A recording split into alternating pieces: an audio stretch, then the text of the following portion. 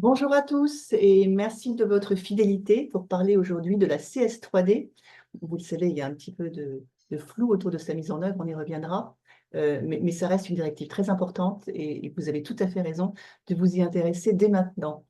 Avant de passer la parole à nos intervenantes de ce matin, je voulais revenir sur les prochaines conférences. Alors, la prochaine conférence, vous le savez certainement et vous l'avez déjà noté, c'est le 11 février, donc pas mardi prochain, mais dans 2 semaines. Le 11 février pour parler de l'actualité comptable pour la clôture en règle française, pour la clôture des comptes en règle française. Ça nous permettra de faire le point sur toutes les nouveautés de l'autorité des normes comptables. Pour en parler, nous aurons Annelise Blandin, qui est associée chez EY et qui est présidente de la commission des normes privées de l'autorité des normes comptables. Et nous aurons également Nathalie Nicolas, qui est directrice comptable, directrice technique à l'ANC et en charge notamment des normes privées. Au mois de mars, nous ferons, alors nous n'avons pas encore complètement finalisé le programme, on risque de parler d'audit de durabilité, mais je reviendrai vers vous pour ça. Au mois d'avril, nous parlerons du tagging digital des rapports de durabilité, avec, vous le savez, un projet à l'heure actuelle qui est toujours en discussion et proposé par l'ESMA. Tout le monde doit répondre avant la fin mars sur ce projet aussi important. Nous parlerons de la CSRD pour les PME. Alors là aussi, il y a beaucoup de pushback à l'heure actuelle, vous le savez. Mais nous ferons un point sur cette déclinaison de la CSRD. Et nous ferons également un point avec Sophie Baranger. Vous savez, elle dirige la direction des enquêtes et contrôles à l'autorité des marchés financiers. Ça fait un petit moment qu'on n'a pas fait de point avec elle et ce sera l'occasion au mois d'avril de faire ce point. Encore une actualité CSRD à venir, même si, comme je le disais, il y a du pushback, il y a aussi quand même beaucoup de nouveautés. On va avoir quand même les premiers rapports de durabilité qui vont être émis, là, vous le savez, dès le mois d'avril, dès le mois de février pour les premiers et mars, avril pour beaucoup d'entre eux. Donc, nous avons prévu quelques conférences sur le sujet en mai et juin. Alors aujourd'hui, nous avons la joie d'écouter Sarah Bagnon, qui est associée en charge de l'ESG au sein de la fonction technique de KPMG. Bonjour Sarah et un grand merci de nous faire partager tous ces enjeux de la nouvelle directive. Et puis nous avons Camille Cholet, qui est manager du Centre d'excellence ESG de KPMG. Merci Camille de nous avoir rejoints. Je vais vous laisser la parole. Je crois que Sarah, tu vas nous faire un point complet sur les atermoiements et où l'on en est, de ce que l'on sait aujourd'hui, parce qu'évidemment, chaque jour apporte son lot de nouvelles. Mais un grand merci, vraiment, de nous faire ce point tout à fait complet sur cette directive qui devait entrer en vigueur en 2027, avec une transposition obligatoire avant juillet 2026. Les dates, évidemment, sont un peu en suspens aujourd'hui. Vous le savez, vous pouvez poser vos questions sur l'onglet Q&A, questions et réponses. Nous y répondrons, les intervenantes y répondront à la fin de cette conférence. Merci à tous et un grand merci, Sarah et Camille. Bonjour à tous, merci Sonia. Bonjour à tous et à toutes et bienvenue effectivement dans cette conférence dédiée à la CS3D, à son contexte réglementaire et au panorama de ses principales dispositions. Donc, conférence que j'ai l'immense plaisir de co-animer avec Camille qui accompagne des entreprises sur ces enjeux de vigilance. Alors, la proposition initiale de la Commission européenne en matière de devoir de vigilance, elle date de février 2022 et c'est après de longs et de nombreux débats que cette directive CS3D, donc pour Corporate Sustainability Due Diligence Directive, a été approuvée par le Conseil de l'Europe en mai dernier et est entrée en vigueur le 25 juillet 2024. Et donc, les États membres ont à date, et je mets à date, voilà, entre guillemets, 2 ans pour transposer cette directive dans leur droit national, donc théoriquement jusqu'au 26 juillet 2026, pour une première application 1 an plus tard en 2027, comme tu viens de l'indiquer, Sonia. Alors, je dis à date, car depuis juillet, comme Sonia l'a indiqué, les choses ont beaucoup évolué. Et bien que cette directive marque une étape clé dans le Green Deal européen en demandant aux grandes entreprises opérant sur le territoire européen de garantir le respect des droits sociaux et environnementaux tout au long de leur chaîne d'activité, cette directive semble aujourd'hui fragilisée parce que vous le savez, dans le cadre de l'initiative Omnibus de la Commission européenne, elle fait l'objet d'un certain nombre de débats et critiques et notamment parce elle a des objectifs ambitieux et cette ambition, elle préoccupe aujourd'hui les milieux économiques. Donc, lors de ses vœux de jeudi dernier, le ministre de l'économie français, donc Éric Lombard, a appelé à une suspension de cette directive tant qu'elle ne serait pas simplifiée. Et donc, c'est dans ce contexte que nous avons pris la liberté de faire évoluer le programme de cette conférence qui était prévue de longue date pour coller à l'actualité. Donc, cette conférence va s'articuler en deux temps. D'abord, il nous paraissait essentiel de débuter cette matinée par les derniers développements européens en matière de durabilité, y compris les propositions de mesures françaises pour cet agenda européen. Donc, ce sera le premier temps de cette présentation. Puis, dans un second temps, nous expliciterons comment cette directive affecte ou est susceptible d'affecter les grandes entreprises. Et pour cela, Camille vous présentera les grandes lignes de la CSRD, CS3D, telle qu'elle est entrée en vigueur en juillet dernier. Et puis ensuite, nous zoomerons sur trois sujets clés qui sont donc l'analyse de la CS3D en mettant l'accent sur ces exigences clés et la comparaison avec l'actuelle loi sur le devoir de vigilance. En fait, ensuite, la façon dont CSRD et CS3D vont s'articuler, et puis nous conclurons sur comment se préparer à la CS3D. Alors, commençons par un point rapide sur l'état de la transposition de la CSRD, cette fois-ci en Europe, puisque vous vous souvenez que la date limite de transposition de la CSRD était le 6 juillet 2024. Et début janvier, 21 pays de l'Union européenne et de l'espace économique européen ont transposé la CSRD, avec parmi eux la France, l'Italie, le Danemark, l'Irlande, la Norvège, plus récemment l'Estonie et la Grèce. Et en ce début d'année, 9 États de l'Union européenne n'ont toujours pas transposé la CSRD et parmi eux figurent notamment l'Allemagne, les Pays-Bas, l'Espagne, le Portugal, l'Autriche ou encore le Luxembourg, même si, s'agissant du Luxembourg, il est attendu que le pays publie un texte de transposition dans les semaines à venir, si ce n'est pas dans les jours à venir. Alors, concernant la Suède, le pays a fixé une date de mise en œuvre de la CSRD pour les exercices commençant le 1er juillet 2024 ou après, c'est-à-dire avec un différé de 6 mois, ce qui risque bien sûr de créer des conditions de concurrence inégales entre les entreprises de l'UE.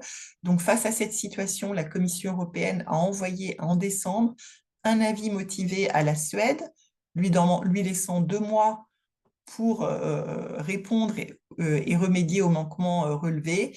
Et la Commission européenne vient lancer une deuxième phase de procédure d'infraction concernant la Suède. Et en décembre, la Commission avait annoncé également des actions supplémentaires à l'encontre des États membres n'ayant pas transposé, mais à notre connaissance, ces actions n'ont pas été publiées à ce stade. Donc, que se passe-t-il en pratique pour les entreprises basées dans des pays qui n'ont pas transposé? Eh bien, dans ces pays, les ESRS peuvent être appliqués de manière volontaire. La NFRD, telle qu'elle avait été transposée, continue à s'appliquer. Et se pose bien sûr la question de l'exemption en tant que filiale de groupe dans ces pays. Et là, l'exemption n'est possible que si l'ensemble des conditions d'exemption sont remplies, c'est-à-dire notamment un état de durabilité conforme aux ESRS avec un rapport d'assurance limitée. Donc la Commission européenne reconnaît que cette situation de transposition incomplète entraîne des incertitudes et des complications pour les entreprises et un accompagnement est considéré pour aider les entreprises à faire face à cette transposition inégale. Alors, au-delà de cette fronde, si je puis dire, d'un certain nombre d'États européens qui ont pris du retard dans la transposition de la CSRD, si nous passons au slide suivant, nous assistons aujourd'hui et depuis plusieurs mois à une montée en puissance des controverses en lien avec la CSRD, aux appels à la simplification du mois de septembre, et je pense notamment au rapport Draghi, ont succédé des contestations plus explicites sur les modalités de mise en œuvre de la CSRD, comme le moratoire normatif demandé par notre ex-premier ministre ou la demande de report de plusieurs ministres allemands. Donc des appels à la simplification qui concernent la directive CSRD, mais également la directive sur le devoir de vigilance européen, donc qui nous intéresse aujourd'hui. Et parmi comment dirais-je, ces messages ou les propositions concernant la CS3D, il y a lors des vœux le 23 janvier dernier, notre ministre de l'économie français, donc Éric Lombard, a demandé une suspension de la CS3D tant qu'elle ne serait pas simplifiée. Alors, cette prise de position fait, selon lui, écho à des discussions qui se sont tenues lors du Conseil européen économique et financier des 21 et 22 janvier dernier. Alors, le ministre indique qu'un consensus unanime des ministres a été atteint sur cette question de la CS3D. Alors, comme vous le voyez, si on dézoome à nouveau en évoquant l'ensemble des directives en matière de durabilité, vous voyez à l'écran que les réactions ne sont toutefois pas monolithiques, hein, puisque les propositions de simplification suscitent également des inquiétudes quant à un possible affaiblissement des normes ou une déstabilisation du cadre réglementaire qui pourrait compromettre les objectifs climatiques de l'Union européenne, préoccupations exprimées par des entreprises comme Ikea, Nestlé, H&M notamment.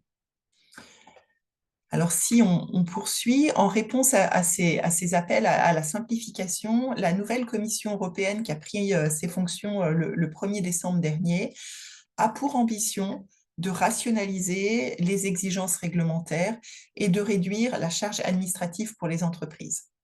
Alors, il est trop tôt pour dire concrètement et précisément comment ces ambitions politiques vont se traduire dans la législation européenne existante en matière de reporting ESG. Donc, nous ne savons pas encore, mais nous savons que des modifications sont prévues par le biais d'une initiative omnibus qui viserait la CSRD, la CS3D et le règlement sur la taxonomie. Donc, comme je viens de vous le dire, ces annonces, elles font aujourd'hui l'objet de nombreuses spéculations. À ce stade, nous ne savons pas encore s'il s'agira d'une directive ou d'un dérèglement. Néanmoins, parmi les pistes à l'étude, il semble peu probable que les entreprises de la première vague de la CSRD soient impactées. Nous comprenons qu'une nouvelle catégorie d'entreprises de taille intermédiaire pourrait être créée pour soulager ces sociétés et alléger la charge administrative. Mais attention, hein, tout cela est aujourd'hui au conditionnel, d'une part parce que la Commission n'a pas précisé le contenu exact de son initiative Omnibus, uniquement l'ambition et son objectif de simplification. Et d'autre part, parce que le temps, il est aux politiques actuellement, il est aux propositions. Ce qu'on sait, c'est qu'en termes de calendrier, les premières discussions commenceront fin février avec une proposition législative sur le second trimestre au plus tôt. Donc, concernant les entreprises qui appliquant les ESRS, voilà, sachez que les discussions politiques actuelles pourraient entraîner des retards dans les projets de l'EFRAG et pour les entreprises de la deuxième et de la troisième vague, divers impacts sont possibles sans plus de précision à ce stade, sachant que vous savez qu'on est quand même dans un contexte où l'EFRAG a déjà considérablement réduit le nombre de data points pour les PME par rapport aux projets antérieurs. Alors, dans ce contexte, quelles sont les propositions françaises que j'évoquais tout à l'heure? Nous avons, voilà, vous savez qu'un document daté du 20 janvier, donc publié par les autorités françaises, plaide pour un agenda de simplification ambitieux pour envoyer un signal positif aux entreprises européennes. Nous vous avons résumé ces propositions sur le slide que vous voyez à l'écran. En fait, ces propositions de simplification, elles s'appuient sur un triptyque qui est une pause réglementaire, d'une part, un réexamen des législations en cours de négociation, d'autre part, et enfin, la révision, lorsque c'est nécessaire, des législations récemment adoptées qui ne sont plus adaptées au nouveau contexte de concurrence internationale exacerbée. Et là, évidemment, on vise en creux la CS3D.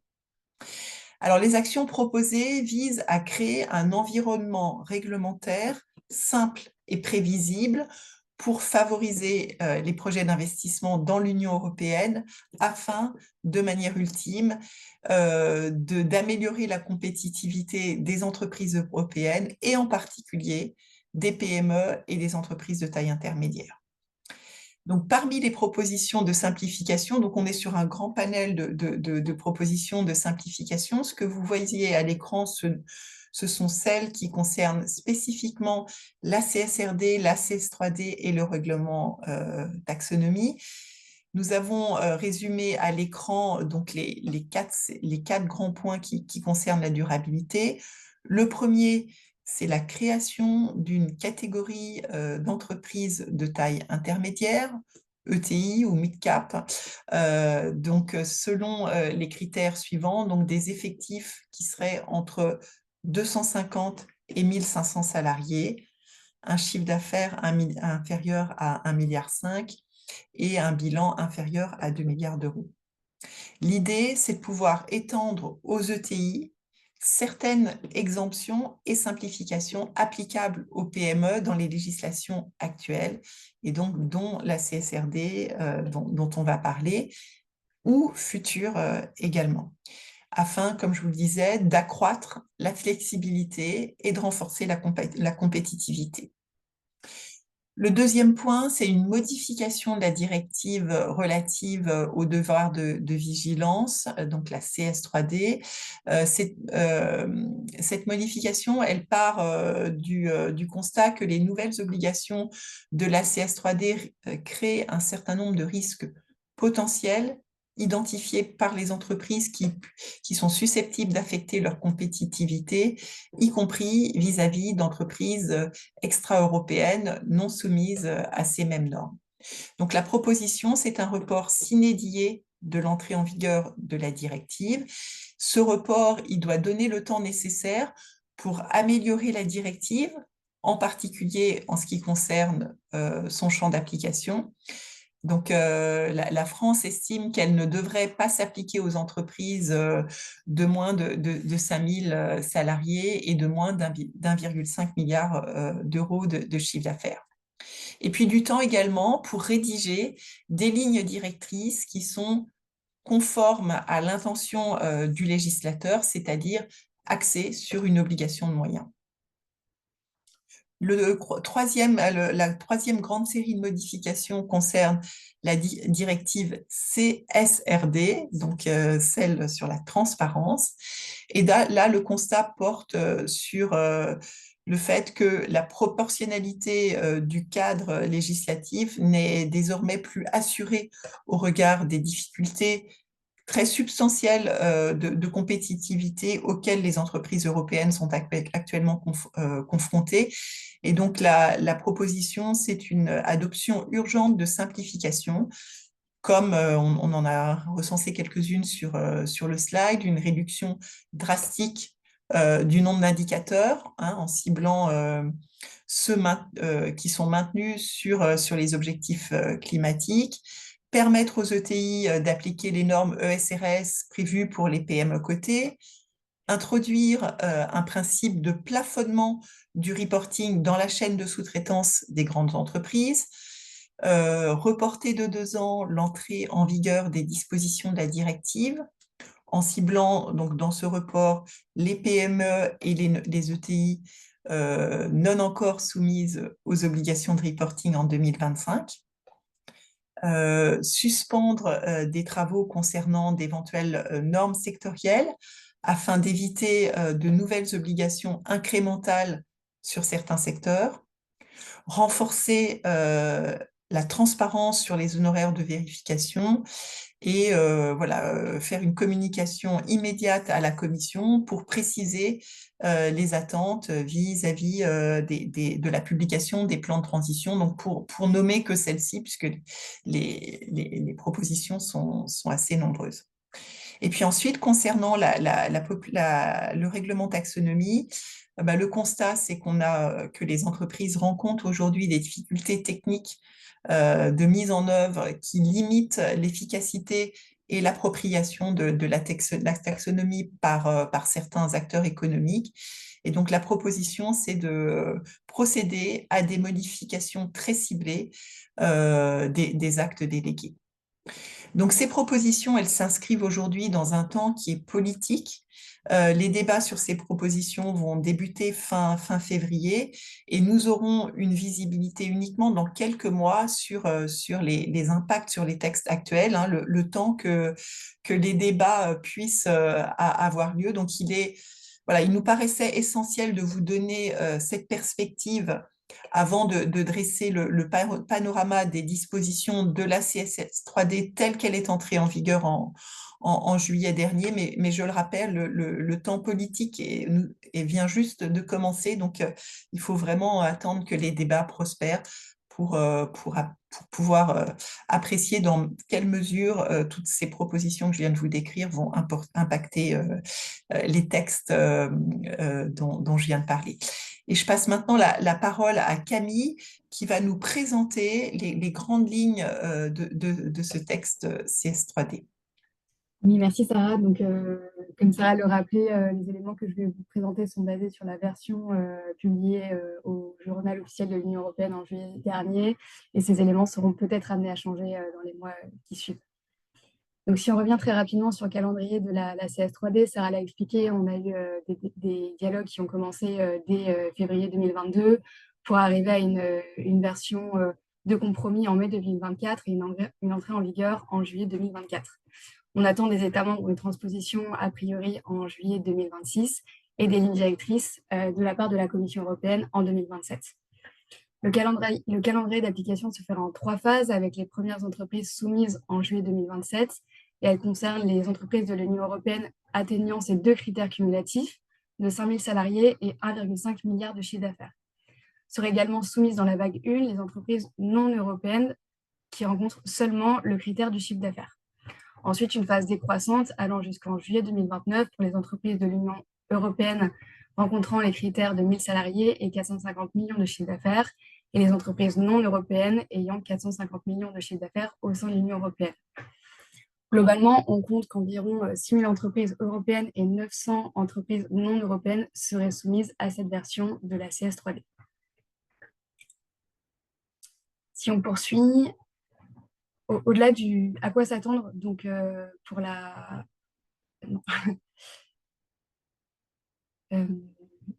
Oui, merci. À quoi s'attendre donc pour cette CS3D? Je ne vais pas revenir sur les seuils, mais les franchises seraient également soumises, les franchises européennes qui auraient plus de 22,5 millions de chiffre d'affaires et 80 millions de chiffre d'affaires net mondial, mais également les franchises non européennes qui atteignent les mêmes seuils, mais dont les redevances et le chiffre d'affaires net seraient réalisés au sein de l'Union européenne. Les PME ne sont pas concernées directement par la CS3D, mais elles le seraient indirectement en tant que partenaires commerciaux directs et indirects de la chaîne de valeur des entreprises qui sont concernées par la CS3D. En termes de mise en œuvre, on attend donc des lignes directrices de la part de la Commission européenne au plus tard en 2027. On attend également la mise en place d'un guichet unique d'assistance de l'Union européenne par l'intermédiaire duquel les entreprises peuvent demander des informations, des orientations et un soutien en ce qui concerne l'exécution des obligations qui leur incombent. Par ailleurs, chaque État membre aura pour mission de désigner une autorité de contrôle qui aura le pouvoir de mener des enquêtes au sein des entreprises pour s'assurer de la bonne mise en œuvre de la directive. En termes de publication, plusieurs éléments à publier. D'abord, un plan de transition climatique aligné avec les objectifs de la CSRD, compatible avec une limite de 1,5 pour le réchauffement climatique. Les entreprises qui sont déjà soumises à la CSRD et qui devront déjà publier un plan de transition climatique dans le cadre de la CSRD n'auront pas besoin de publier un plan de transition climatique supplémentaire. Par ailleurs, les entreprises devront également présenter leur démarche pour identifier, prévenir, atténuer, faire cesser et remédier à tous les impacts négatifs réels ou potentiels. Les entreprises qui sont déjà soumises à la CSRD, là aussi, n'auront pas à publier ces informations dans un rapport supplémentaire. Des sanctions sont également prévues. La directive prévoit une sanction pécuniaire dont le plafond maximal est d'au moins 5% du chiffre d'affaires net mondial de l'exercice précédent. Donc la formulation est un peu alambiquée, mais cela veut dire que lorsque les États membres devront transposer la directive, les États devront fixer un plafond maximal d'amende qui ne pourra pas être en deçà de 5% du chiffre d'affaires. Par ailleurs, la responsabilité civile de l'entreprise sera engagée dans le cas où elle a intentionnellement ou par négligence omis de prévenir, réduire et mettre fin aux impacts négatifs. Et enfin, à la discrétion des États membres, la conformité à la directive pourra être un critère d'attribution des marchés publics. Si on poursuit sur le périmètre à considérer, la directive couvre l'amont des activités de l'entreprise, soit les activités de leurs fournisseurs de rang 1, mais au-delà, les activités propres, donc holding et filiales, et une partie de l'aval sur seulement le transport, la distribution et le stockage. L'élimination du produit a été exclue de la directive. Par ailleurs, la partie de l'aval ne concerne que les partenaires commerciaux directs qui agissent au nom de l'entreprise. Cette considération de l'aval est exclue pour les institutions financières et donc pour leurs investissements. Selon l'article 5 de la directive, les entreprises doivent faire preuve d'un devoir de vigilance en matière de droits humains et d'environnement selon le principe de diligence raisonnable tel que défini par l'OCDE à travers 8 mesures qui sont détaillées dans les articles 7 à 16 de la directive. J'y reviendrai plus tard. Par ailleurs, la directive prévoit en annexe 1 et 2 une liste d'impacts sur les droits humains et sur l'environnement que les entreprises doivent considérer et couvrir. En revanche, elles ne doivent pas se limiter à ces impacts qui sont très génériques et doivent réaliser cet exercice à l'aune de leurs propres activités, de leur implémentation géographique, de leur présence dans leur écosystème notamment. Reste à clarifier si l'ensemble de ces impacts doivent nécessairement être traités et comment, si elles le souhaitent, elles peuvent en exclure certains si elles considèrent qu'ils ne sont pas applicables à leurs activités. Si je reviens un tout petit peu en arrière sur l'historique de la CS3D, avant la CS3D, on assistait à un certain nombre de réglementations éparses au sein de l'Union européenne. Je pense notamment au Modern Slavery Act au Royaume-Uni, en Norvège avec le Transparency Act, la loi sur la supply chain en Allemagne et bien évidemment le devoir de vigilance en France. Cette CS3D, c'était une vraie volonté de l'Union européenne d'harmoniser ces différentes réglementations pour éviter les effets de distorsion de concurrence. La France a bien été pionnière sur le devoir de vigilance. En revanche, c'est un petit texte sans décret d'application et qui a été sujet à un certain nombre d'interprétations. Toutefois, à l'époque, c'était un texte assez révolutionnaire puisque la France a été le premier État à l'échelle mondiale à édicter un texte législatif permettant de sanctionner sur le fondement de la responsabilité civile les entreprises pour les atteintes aux droits humains, à l'environnement et à la santé et sécurité des personnes. Par ailleurs, ce texte qui s'applique aux entreprises françaises de 100 000 salariés et ou 10 000 salariés en France et à l'étranger a une portée extraterritoriale puisque les entreprises peuvent être condamnées en justice pour les agissements de leurs fournisseurs et co-contractants partout dans le monde. De nombreuses entreprises ont été assignées en justice ces dernières années par des associations et des ONG qui souhaitent qu'elles soient tenues responsables des impacts négatifs de leurs activités. En revanche, ces actions en justice ont souvent été déboutées et on a assisté à une seule semi-condamnation fin 2023. Cependant, la voie vers une jurisprudence se précise puisque à la fois la Cour d'appel et le tribunal de Paris se sont dotés d'une chambre spéciale dédiée au contentieux sur le devoir de vigilance. Alors, que contient précisément cette loi sur le devoir de vigilance? Elle s'articule autour de 5 mesures. La première, qui est la pierre angulaire de la démarche, c'est la cartographie des risques de vigilance. Donc qui porte à la fois sur les droits humains, sur la santé et sécurité et sur l'environnement, dont l'objectif est de hiérarchiser les différents risques qui pourraient être causés par l'entreprise ou sa chaîne de valeur. sa chaîne d'approvisionnement. La seconde mesure, c'est des procédures d'évaluation régulière de la situation des filiales, des sous-traitants ou fournisseurs, avec lesquels est entretenue une relation commerciale établie au regard de la cartographie des risques. C'est notamment la notion de relation commerciale établie qui a été sujette à interprétation. La troisième mesure, c'est la mise en place d'actions adaptées d'atténuation des risques. La quatrième, c'est la mise en place d'un mécanisme d'alerte et de recueil des signalements. Et enfin, un dispositif de suivi des mesures mises en œuvre et évaluation de leur efficacité. Pour se conformer à la loi française sur le devoir de vigilance, les entreprises doivent établir et publier dans leur rapport de gestion un plan de vigilance et le compte-rendu de sa mise en œuvre. Concrètement, qu'est-ce qui changerait entre le devoir de vigilance et la CS3D? D'abord, un périmètre d'application beaucoup plus large, puisque les seuils sont étendus à 1000 salariés et 450 millions de chiffre d'affaires pour les entreprises de l'Union européenne, mais également étendus aux entreprises non européennes. Le champ d'application change là aussi, puisqu'une partie de l'aval est couverte. En termes de mise en œuvre, on avait 5 mesures qui étaient assez larges pour le devoir de vigilance. Avec la CS3D, on rentre dans un texte de 60 pages qui est beaucoup plus précis et décrit que le devoir de vigilance, avec plus d'exigences qui ont été clarifiées. En termes de reporting, on aurait donc un plan de transition climatique pour la CS3D et un rapport de diligence raisonnable, la désignation d'une autorité de contrôle au sein des États membres et des sanctions, ce qui n'était pas le cas pour le devoir de vigilance français. Comme vous l'avez compris, en fait, en l'état, le texte de la CS3D concerne environ 6 000 entreprises européennes et 900 non européennes. Comme Camille l'a bien expliqué, en fait, au plan opérationnel, elle propose un dispositif plus complexe avec des différences notables en termes de périmètre, de champ d'application, de mise en œuvre, de reporting et d'autorité de contrôle. Et contrairement au devoir de vigilance français, des sanctions sont prévues, incluant des amendes et la responsabilité civile. Alors, le décor étant planté, je vous propose qu'on rentre maintenant sur les exigences clés de la CS3D et que nous identifions plus précisément les différences avec l'actuelle loi sur le devoir de vigilance. Alors, comme je le mentionnais, la CS3D s'articule autour de 8 exigences clés qui ont été définies au regard de la diligence raisonnable définie elle-même par l'OCDE. Je vais revenir dans le détail de ces 8 exigences une à une tout de suite. Donc, la première, c'est l'intégration du devoir de vigilance dans les politiques de l'entreprise. Si on peut juste poursuivre sur la slide suivante. Oui. Rapidement, on vous a expliqué à l'écran l'obligation de la CS3D. Donc, sur la gauche, l'une des 8 mesures clés que je mentionnais.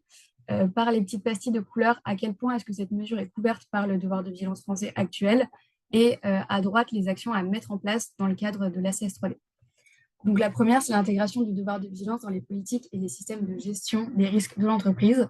Ici, on ne retrouve aucun lien direct avec la CS3D, mais ce serait une politique globale publiée par l'entreprise qui expliquerait l'approche de l'entreprise en matière de diligence raisonnable, également la publication d'un code de conduite et la description des procédures mises en place pour intégrer le devoir de vigilance dans les politiques globales de l'entreprise. La seconde mesure, c'est le recensement et... non, toujours avant. Ouais, merci. Le recensement et l'évaluation des incidences négatives réelles ou potentielles et, si nécessaire, la hiérarchisation des incidences négatives réelles et potentielles. Ici, on trouve un lien direct avec la cartographie des risques du devoir de vigilance.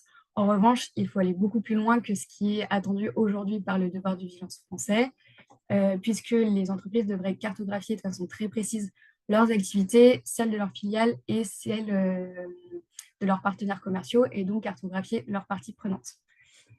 Par ailleurs, une liste d'impact est à considérer, je l'ai présenté il y a quelques instants, et il est également attendu une méthodologie de cotation des impacts qui est assez précise et elle-même basée sur les UNGP. Par ailleurs, des facteurs de risque sont à prendre en compte, par exemple le niveau d'influence de l'entreprise sur ses partenaires commerciaux, sa responsabilité, est-ce qu'elle est portée seule ou en co-responsabilité, et notamment les pays d'approvisionnement.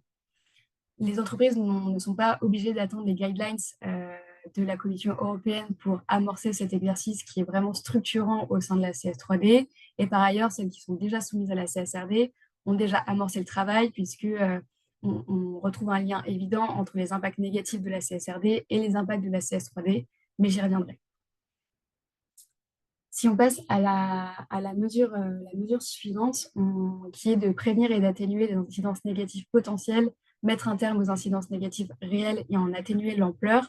Ici, cette mesure s'apparente à la mise en place d'actions pour prévenir, atténuer et remédier les risques du devoir de vigilance. En revanche, on ajoute un nouveau concept avec la CS3D, qui est de mettre un terme aux activités qui causent un impact négatif. Il faut donc mettre en place des actions correctives pour faire cesser l'impact négatif, ce qui peut aller jusqu'à mettre fin à la relation commerciale. En revanche, cela nécessite toutefois de mener une étude d'impact de cessation d'activité. Est-ce que le fait de supprimer, cesser une activité qui aurait un impact négatif ne créerait pas plus d'impact négatif qu'elle n'en créait initialement? Par ailleurs, les entreprises doivent indiquer les moyens financiers alloués à la diligence raisonnable et les outils dont elles se sont dotées, notamment par exemple si elles se sont dotées d'outils de traçabilité. Par ailleurs, la directive encourage très fortement la collaboration et les échanges de bonnes pratiques avec d'autres entreprises du secteur et des pairs. La mesure suivante, c'est la réparation des incidences négatives réelles. Cette notion n'est pas du tout couverte dans le devoir de vigilance, mais elle est bien couverte par les UNGP et l'OCDE, qui sont vraiment les textes fondateurs de cette directive. Donc, l'entreprise doit apporter une réparation obligatoire si elle a causé seule ou conjointement une incidence négative réelle. En revanche, elle peut apporter réparation à titre volontaire si l'incidence négative réelle a été causée uniquement par son partenaire commercial. Si on passe à l'obligation suivante, il y a mener des échanges constructifs avec les parties prenantes. Alors, on avait une phrase très large pour le devoir de vigilance qui était que le plan a vocation à être élaboré en association avec les parties prenantes de la société, le cas échéant dans le cadre d'initiatives pluripartites au sein de filières ou à l'échelle territoriale. On avait également une précision sur le mécanisme d'alerte qui devait être élaboré en collaboration avec les organisations syndicales. La CS3D va beaucoup plus loin en indiquant qu'à chaque étape de la mise en place de la démarche, les parties prenantes doivent être consultées. Déjà, dès l'identification des impacts négatifs et de leur évaluation. Avant, avec le devoir de vigilance, c'était souvent fait au niveau de la holding et c'était assez rare d'aller dans les spécificités des filiales, et donc encore moins en incluant les parties prenantes externes, et donc d'aller interroger les fournisseurs pour identifier les différents risques liés aux achats, par exemple, les plus exposés, ce qui a impliqué finalement assez peu de pilotage opérationnel de la démarche vigilance. Les parties prenantes doivent être également consultées dans le cadre de l'élaboration du plan d'action en matière de prévention et du plan de mesures correctives. Par ailleurs, s'il y a une décision de suspendre une relation commerciale, il est important d'échanger avec les parties prenantes pour mener une analyse d'impact et comprendre les incidences auxquelles il faut mettre fin.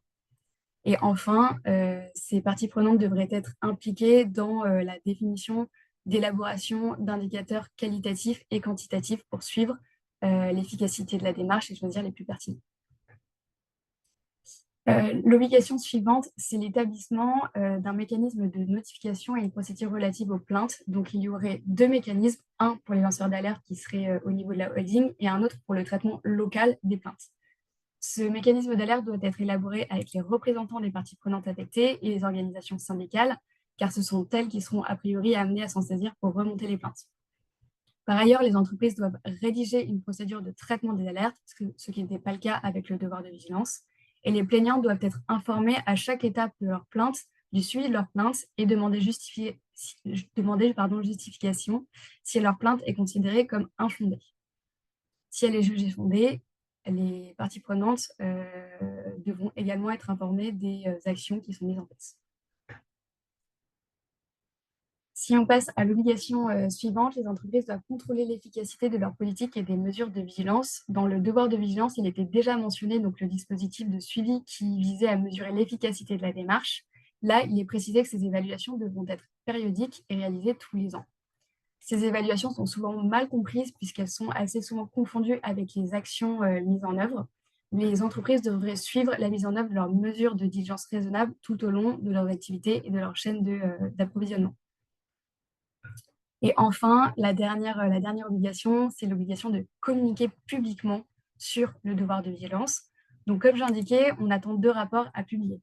Un rapport de diligence raisonnable qui s'apparente au plan de vigilance et un plan de transition climatique qui serait le même que celui de la CSRD pour les entreprises déjà soumises à la CSRD. Mais attention, sur les éléments à publier dans le cadre du rapport de durabilité, selon l'article 16, les entreprises qui sont déjà soumises à la CSRD n'auront pas à publier de rapport ad hoc, de nouveaux rapports pour la CS3D. Ce qui soulève quand même deux questions. C'est comment pointer les éléments de la CS3D dans le rapport de durabilité, alors que ce sont deux exercices qui sont certes complémentaires mais différents. Et le plan de transition climatique devra-t-il prendre en compte la partie aval pour les entreprises financières? On attend les actes délégués de la Commission européenne en mars 2027 pour répondre à ces deux questions. Donc, vous avez déjà dû identifier quelques synergies avec la CSRD et entre la CSRD et la CS3D. Je vous propose de revenir plus en détail sur l'articulation qu'on peut faire entre les deux exercices, puisqu'en effet, les deux directives se ressemblent assez fortement, mais sont quand même différentes. Il est important de créer le lien entre les deux.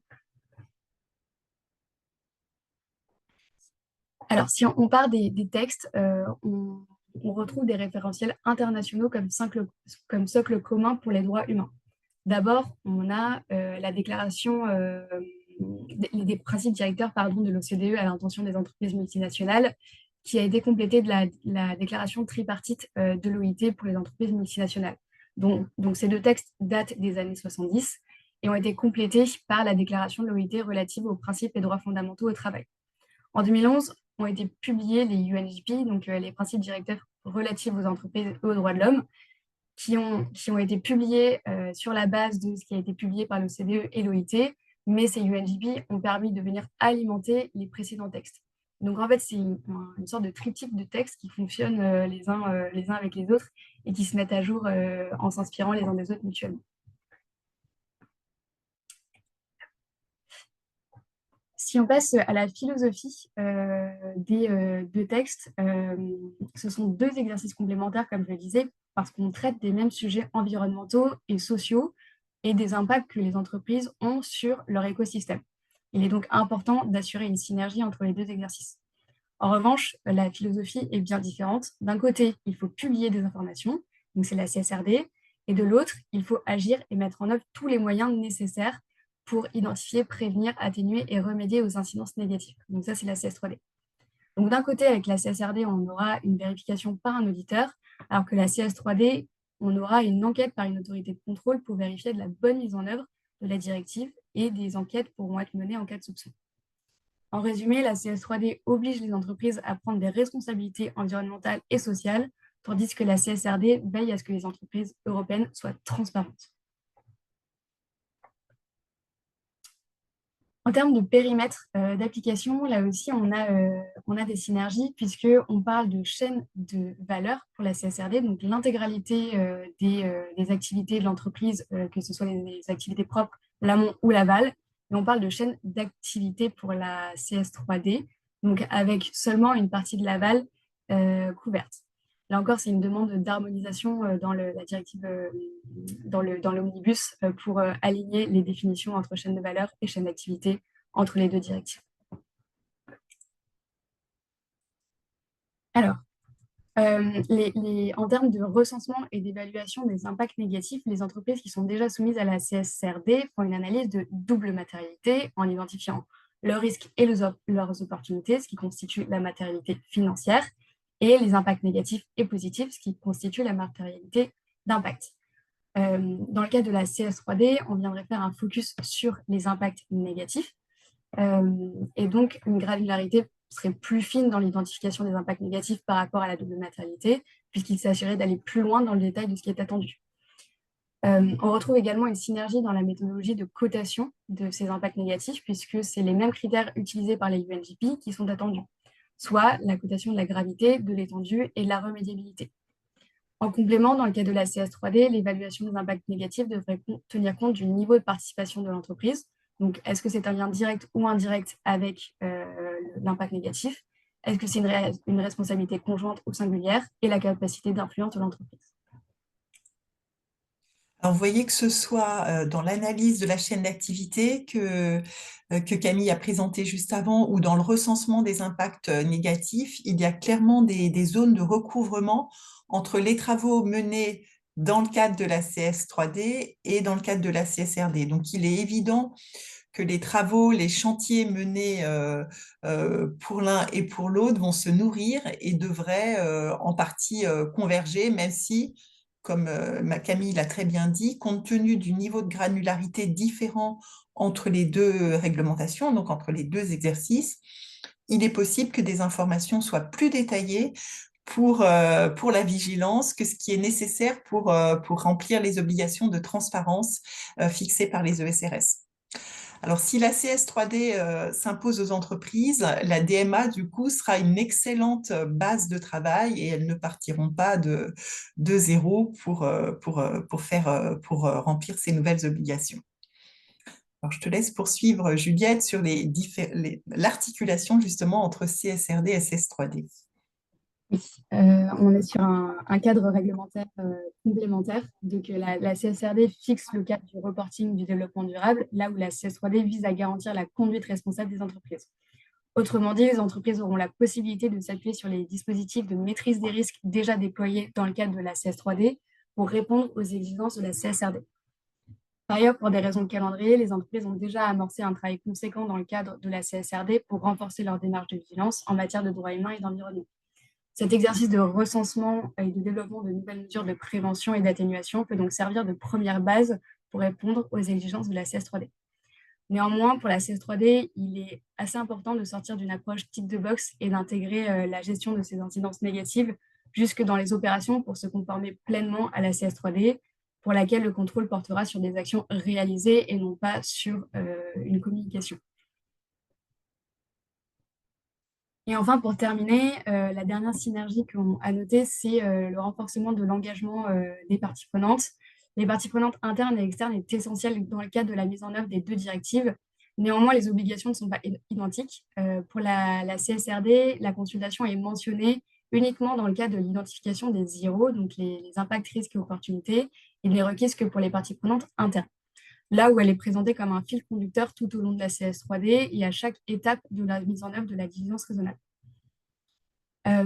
Et donc, il est vraiment essentiel de voir cette obligation comme une réelle opportunité de dialoguer avec les différentes parties prenantes afin de mieux les comprendre et d'anticiper leurs attentes.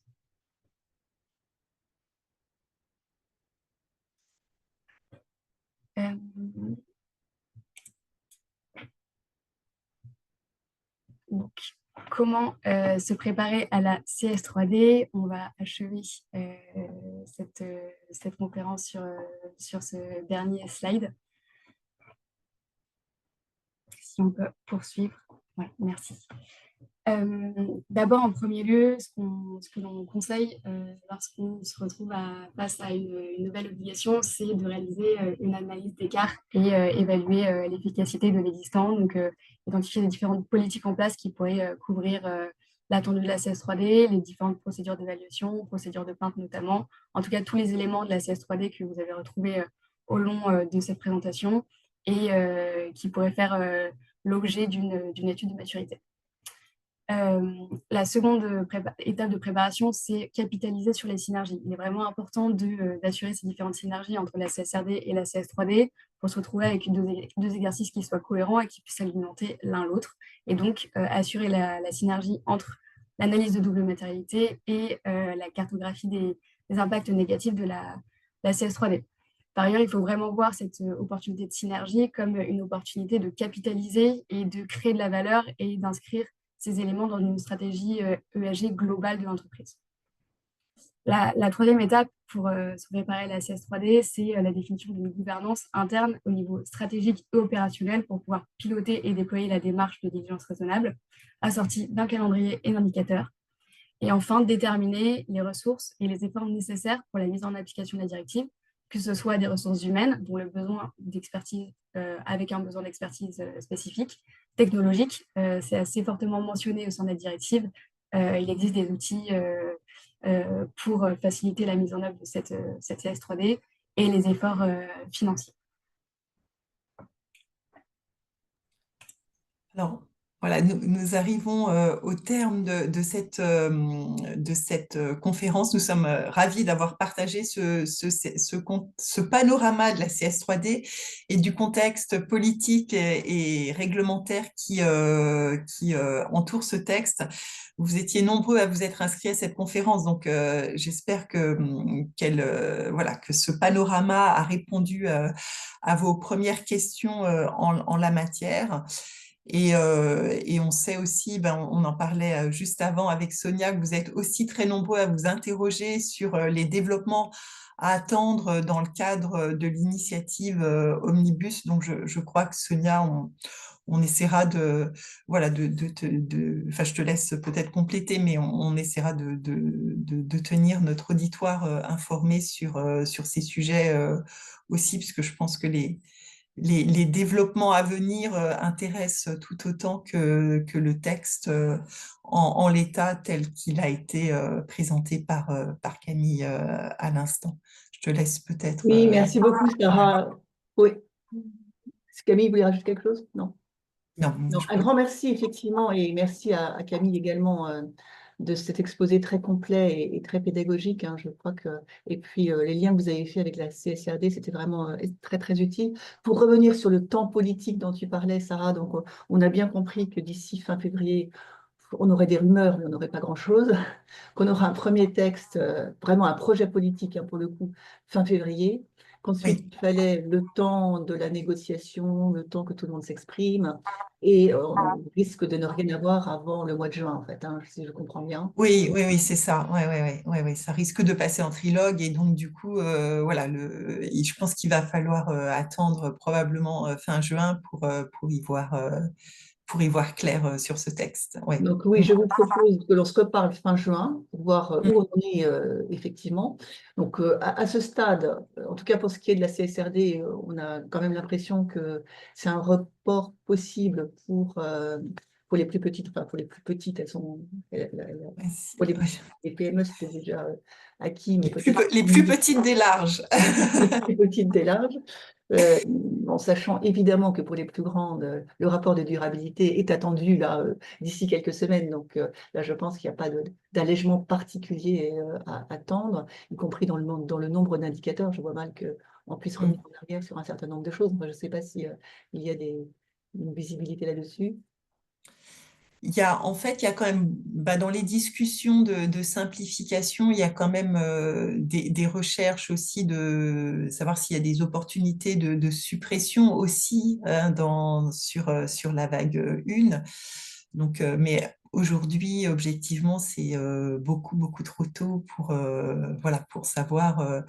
Enfin, une fois de plus, on est au stade du débat politique. Après, il y a, voilà, qui repose aussi sur des éléments factuels et techniques, hein, mais c'est un petit peu tôt pour savoir comment les choses vont prospérer, puisque quand même au départ, il y avait derrière chaque indicateur, il y a quand même un objectif de durabilité. Donc, il faut arriver à concilier cet objectif de simplification et l'objectif initial du texte de transparence sur l'ensemble des sujets ESG.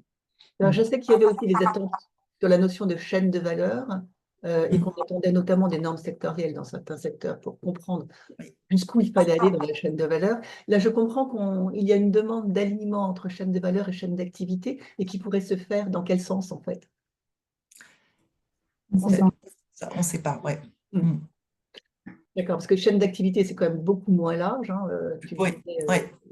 on se concentre sur la distribution, le stockage et le transport, et donc pas les clients normalement. Oui, après, moi, sur la partie, enfin, Camille s'exprimait sur la dimension CS3D. Pour l'instant, je n'ai pas entendu de remise en cause de la notion de chaîne de valeur dans l'exercice de transparence de la CSRD. En revanche, il y a effectivement un sujet enfin, voilà, on voit bien qu'il y a des difficultés pratiques à traiter la chaîne de valeur dans de nombreux secteurs et pas seulement que les secteurs financiers où il y a des complexités voilà, qui sont particulièrement délicates à gérer, mais donc bon, à voir effectivement, il faut qu'on voit s'il y a des propositions concrètes sur cette dimension de chaîne de valeur. Mais là, oui, c'est prématuré, tout ça est prématuré. Oui. D'accord. Alors après, quand on regarde effectivement une société française qui déjà est soumise au devoir de vigilance depuis quelques temps et qui applique la CSRD est quand même très très bien préparée pour entrer dans la CS3D. Ce qu'il manque, c'est probablement la dimension réparation, parce qu'effectivement, pour l'instant, on était plutôt dans une logique de transparence. La dimension réparation, la dimension contrôle et la dimension sanction. C'est peut-être les 3 dimensions complémentaires qu'il faudrait intégrer. Oui, tout à fait. On avait effectivement, si tu reviens un petit peu en arrière, Anaïs, on avait recensé sur un slide les grandes. Voilà, c'est ce. Si tu reviens encore un tout petit peu en arrière. Voilà, ce slide-là pose bien Oui. le décor, en fait, effectivement, des grandes différences. Et il y a quand même le périmètre et le champ d'application, hein, puisque là, avec le devoir de vigilance, on est sur les activités propres et l'amont, alors que voilà, avec la CS3D, on embarque aussi une partie de l'aval. Donc là, enfin, opérationnellement, ça crée quand même une différence importante. Camille, je te laisse peut-être poursuivre. Est-ce que toi, tu es en proximité de ces enjeux opérationnels? Oui, tout à fait. Il y a également dans la pierre angulaire, donc l'exercice de cartographie des impacts négatifs, on a un socle assez fort si on est déjà conforme au devoir de vigilance, mais avec une granularité plus importante avec la CS3D et vraiment des mesures attendues qui soient vraiment proportionnelles aux impacts identifiés. Et en effet, cette notion de réparation qui n'existait pas dans le devoir de vigilance français. Et alors, on a une question sur les risques juridiques. Effectivement, on a bien vu qu'il y aurait des enquêtes qui pourraient être menées par des autorités de contrôle et l'engagement possible de la responsabilité civile des entreprises. Comment est-ce qu'on peut anticiper ces risques juridiques? D'ailleurs, l'autorité de contrôle en France, ce serait qui? On ne sait pas encore ou Non, on ne sait pas encore. on ne sait pas Euh, encore. on ne sait pas. Alors, concernant les risques juridiques, il y a plusieurs éléments. D'abord, il y a la notion de réparation. Alors, ça, ce serait quelque chose qui sera encore à clarifier, puisque si l'entreprise identifie des impacts négatifs réels sur les personnes, sur l'environnement, elle devra apporter réparation de façon obligatoire. Et donc, la réparation devra restaurer la personne dans l'environnement à une situation, à la situation initiale. En revanche, ça n'empêchera pas l'entreprise d'être portée responsable civilement et donc de faire face à un procès. Donc, c'est 2 choses différentes. Et par ailleurs, il y a une 3e couche qui vient s'ajouter, c'est l'autorité de contrôle, telle qu'on peut la connaître avec, par exemple, l'AFA pour l'anticorruption ou la CNIL pour le RGPD, qui viendrait s'assurer de la bonne mise en application de la directive au sein des entreprises. Et donc là, en cas de manquement identifié sur une ou plusieurs mesures, des sanctions pourraient être appliquées. D'accord. Et puis pour donc, les entreprises qui appliquent déjà la CSRD, effectivement, tout ce qui est cartographie avec cotation des impacts, qui peut être une nouveauté par rapport à la loi de vigilance, au devoir de vigilance français, cette notion de cartographie, elle est déjà bien appréhendée par les sociétés qui sont rentrées dans une analyse CSRD. De même que intégrer tous les impacts dans des politiques, ça aussi, a priori, c'est quelque chose que les entreprises CSRD savent faire.